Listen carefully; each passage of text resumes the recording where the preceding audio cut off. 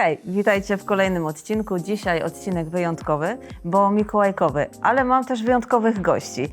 Stylizacje ich na pewno znacie z Instagrama czy Facebooka Semilaka. Zachwycają nie tylko pięknymi zdobieniami czy perfekcyjnie dobranymi kolorami, ale również wyjątkowymi zdjęciami. Poznajmy je bliżej. Jest ze mną dzisiaj Patrycja. Cześć Aga. Generalnie w imieniu dziewczyn bardzo bym chciała podziękować za zaproszenie. Bardzo się cieszę, że mogę Was gościć, bo jesteście mega zdolne i dzisiaj to udowodnicie. Jest z nami również Ania i Aga. Świetnie się składa, Aga, że jesteś tutaj z nami, bo mamy dla Ciebie również wyzwanie, ale od naszych obserwatorów. Super. Dziewczyny na naszych Instagramach mogły zadawać Tobie pytania i wybrałyśmy najciekawsze i mam nadzieję, że sobie z nimi poradzisz. Mam nadzieję, że odpowiedzi zadowolą Wasze obserwatorki, ale dziewczyny, dla Was też mam wyzwanie i myślę, że nie ma na co czekać. Zaczynamy.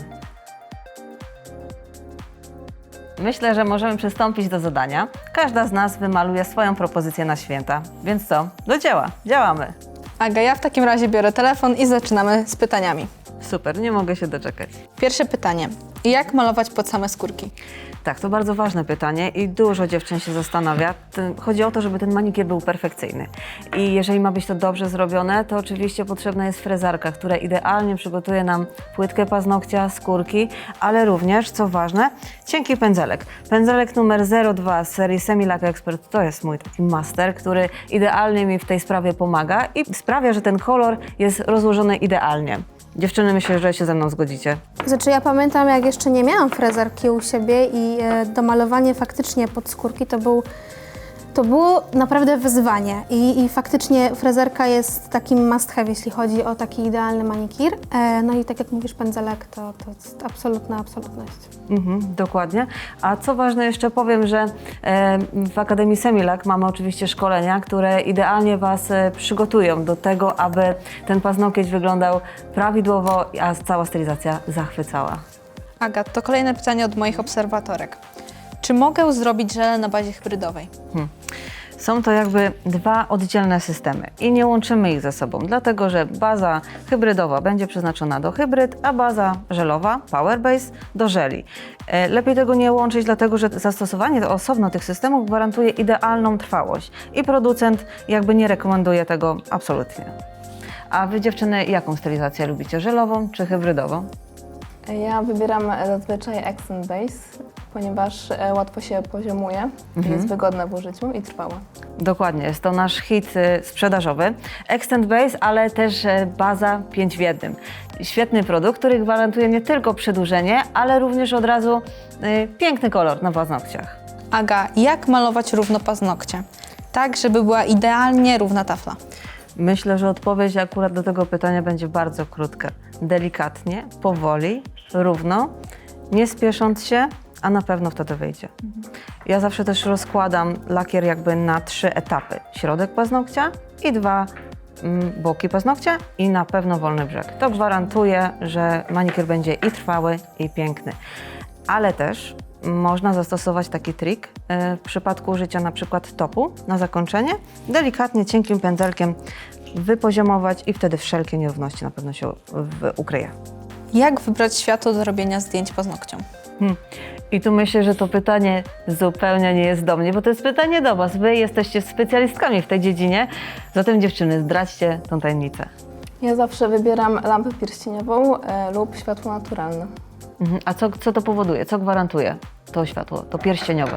Lepsze doświetlenie zdjęcia, przez co zdjęcie jest jaśniejsze i wyraźniejsze. O, super. No ja jestem jednak fanką softboxa. Mam taki swój w domu i zawsze jak jest nawet ciemno, to jestem w stanie zrobić idealne zdjęcie paznokci. A czy taka zwykła lampa oświetleniowa wystarczy, czy to jest za mało? Wydaje mi się, że nie wystarczy, bo będzie skupiała światło w jednym miejscu i nie oświetli paznokcia z każdej strony. No proszę, rewelacja. Ja zawsze swoje stylizacje robię w świetle dziennym. Uważam, że najlepiej wtedy kolory oddaje aparat. Myślę, że to światło dzienne jest faktycznie najważniejsze, bo często jak na przykład robię sobie paznokcie, wieczorem bardzo często kończę i wtedy nie ma światła, a na drugi dzień już nie ma czasu zrobić tej fajnej fotki. Aga, kolejne pytanie do Ciebie. Jak powstrzymać się przed skubaniem hybrydy? A to akurat widzisz, jest pytanie idealnie do mnie, dlatego że kiedyś skubałam hybrydę i takim moim patentem było kupienie sobie pierścionka na kciuk. I teraz, kiedy jestem zdenerwowana, czy wcześniej, zaczynam się bawić tym pierścionkiem i jest to mój taki odstresowujący element, który pozwala mi nie skubać paznokci. Aga, ostatnie pytanie ode mnie. Jak zapobiec ścieraniu się lakieru z końcówek paznokci? No takie myślę, że idealnym rozwiązaniem jest oczywiście zabezpieczanie wolnego brzegu i bazą, i kolorem, no i najważniejsze topem. To gwarantuje nieścieralność produktu, no i trwałość oczywiście odpowiednią. Czasem chyba warto dać 2 warstwy, nie? Czasami tak, w szczególności jeżeli chodzi o pyłki, różnego rodzaju kameleony czy semiflash, to na pewno to będzie bardzo dobre rozwiązanie. No tak, a teraz coś od moich obserwatorów. Też mam dla Ciebie przygotowanych kilka pytań. Nie tak duża Agania. No, Ania Będzie trochę konkretnie, mniej. tak. Mam takie pytanie, może trochę skomplikowane, ale myślę, że będziesz wiedziała, o co chodzi. Gdy pojawi się odrost na przedłużonych paznokciach, Extend 5 w 1, to czy po ściągnięciu frezarką, jeśli uzupełnię ten odrost, to czy będzie się on również trzymał te 2 tygodnie, czy lepiej, czy on straci swoją trwałość i lepiej zrobić nowe? Myślę, że chodzi o to, czy można uzupełniać extendem. Jak najbardziej. I ja tak bardzo często robię. Zakładam sobie paznokcie żelowe, a uzupełniam bazą extend. Jest to szybsze, wygodniejsze, nie tracimy tyle czasu, a manikir nadal jest bardzo trwały. I nie ściągasz ich nigdy do zera. Rzadko. Tak myślę. Mam jeszcze na przykład takie jedno. Jak pozbyć się bąbelków ze stylizacji, gdzie łączy się różne kolory? Rozumiem, że pewnie chodzi o ombre. No może nie tylko, bo czasami też w aplikacji samego koloru pojawiają się te bąbelki. Tu myślę, że przekieruję dziewczyny na Quick-Edu i tam jest odcinek poświęcony właśnie temu tematowi. Rozwieję to ich wszelkie wątpliwości, ale przede wszystkim myślę, że szybsza praca powoduje to, że te bąbelki niestety dziś się aplikują, czyli właśnie takie szybkie machanie tym pędzlem, za częste machanie. I to jest taki chyba główny problem, więc zajrzyjcie tam koniecznie, a na pewno Wasze wątpliwości będą rozwiane. Aga, w takim razie ode mnie jeszcze jedno pytanie. Jakim pędzelkiem instruktorki wykonują one stroke'a i czy jest taki w ofercie Semilaka? Po pierwsze muszę powiedzieć, że kocham tą metodę, że kwiaty to jest moja bajka i uwielbiam. I malujemy te kwiaty tą techniką pędzelkiem numer 15 i numer 12. Charakteryzują się tym, że jeden ma proste włosie, drugi skośne. Kwestia wyboru, co komu wygodniej. Aga, próbowałaś? Ja jeszcze nie, ale mam nadzieję, że mi pokażesz. Ja. Ja myślę, że na wiosnę możemy się spotkać na takim szkoleniu i wtedy pobawimy się w tym temacie. Ja czekam w takim razie. Ja też. Aga, teraz kilka pytań od moich obserwatorów. Pierwsze z nich. Czy pod żelem daje się bazę? Jeżeli jest to żel jednofazowy, to nie ma takiej konieczności, bo on spełnia wszystkie 3 funkcje. Ale jeżeli na przykład mamy problem z przyczepnością albo pracujemy na żelach budujących, to oczywiście będzie idealnie z nimi współgrała Power Base, która zagwarantuje przyczepność i odpowiednią trwałość całego manikiru. Okej, teraz coś ważnego. Twój ulubiony top. Super. Moim ulubionym topem jest Top No Wipe, który gwarantuje przepiękne lśnienie całego manikiru, ale jest też takim idealnym podkładem, bo wszelkiego rodzaju pyłki, czy kameleon, czy semiflash, będą się pięknie na nim lśniły. No i trwałość też jest idealna przez 3, nawet 4 tygodnie. A wasz ulubiony? Ja znam przypadki, że nawet więcej niż 4 tygodnie. No właśnie. więc o to potwierdzam. chodzi. A wasz ulubiony top jaki? No wipe. No właśnie. Ja też zawsze używam no wipe'a. A jeżeli chodzi o matowe paznokcie, lubicie czy wolicie błysk? Ja lubię, ale ten z przemywaniem. lubię. Ja też, dokładnie tak. A ja odpowiem, że to wszystko zależy. Od Od czego? nastroju, od humoru i od tego, co chcę zrobić na paznokciach. No też racja. Lubię chyba wszystkie topy.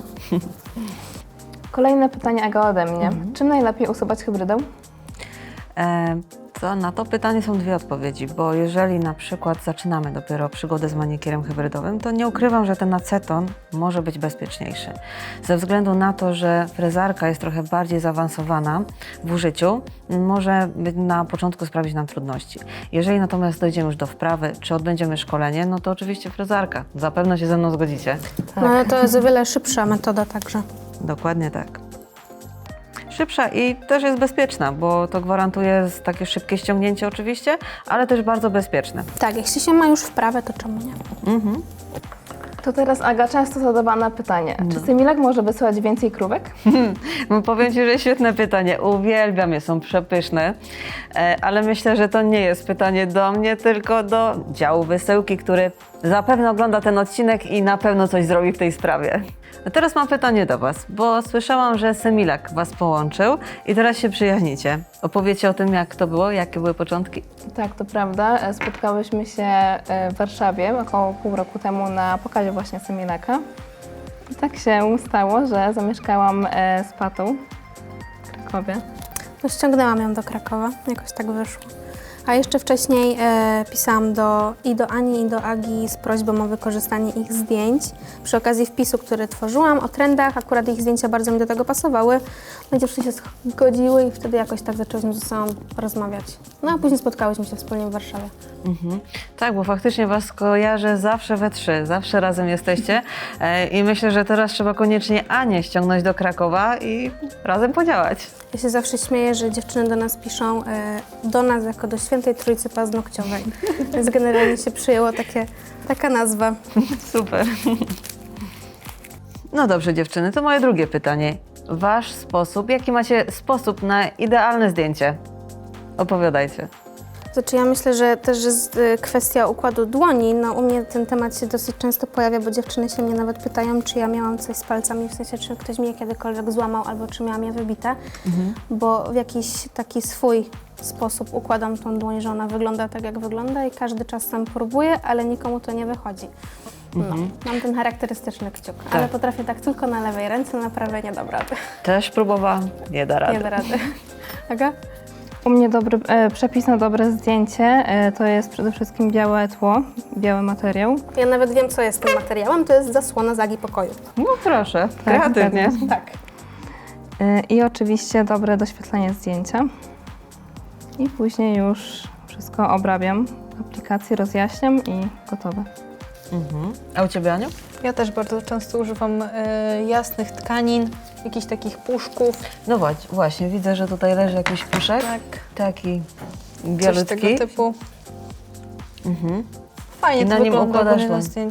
na zdjęciach. Albo jakichś białych desek, to też fajnie rozjaśnia mi tło po prostu. No dobrze, to wszystkie pytania. Mam nadzieję, że rozwiałyśmy Wasze wątpliwości. A teraz pokażemy Wam, co zmalowałyśmy. Ja zainspirowałam się śnieżynkami, które zawsze wiszą na mojej choince. To jest taka namiastka śniegu, bo ostatnimi czasy bardzo mało jego w Polsce jest. A mam nadzieję, że w tym roku będzie. A jak nie, to chociaż mam na paznokciach.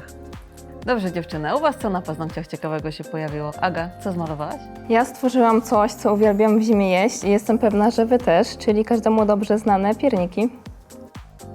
No i zrobiło się pysznie, świetne pazurki. Pata, a Ty? Co masz na pazurkach? No ja postawiłam na klasyczną czerwień, na święta, taki kolor chyba nieodłączny, świąteczny.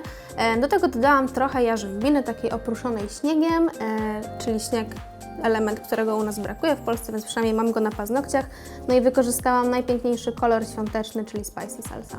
Tak, myślę, że czerwony to zagości na paznokciach. Zdecydowanie, jeszcze w brokacie to już w ogóle. Oczywiście, dokładnie. A Ty, Aniu? Co U przygotowałeś? Ciebie na choince królują śnieżynki, u mnie natomiast bombeczki, dlatego postanowiłam je wybrać w swojej stylizacji. Ale są świetne, bo są takie chyba 3D? Wypukłe, tak. Rewelacja. Ale dzięki temu, że nasze produkty są odporne na skubanie, na pewno nie zejdą. A teraz czekamy na Wasze prace. Tym razem wrzucajcie je na Instagram i tagujcie hashtagami świąteczny Semilak i Semilak. A w komentarzu pod filmem dodajcie link do swoich prac. My także chętnie na nie spojrzymy i wybierzemy te najlepsze. A do wygrania aż 5 lakierów hybrydowych dla 3 najładniejszych prac. Myślę, że warto. I co? Dziękujemy za dzisiaj. Mam nadzieję, że Wam się podobało. I liczymy na jakąś łapkę w górę. I do zobaczenia. Do zobaczenia, pa!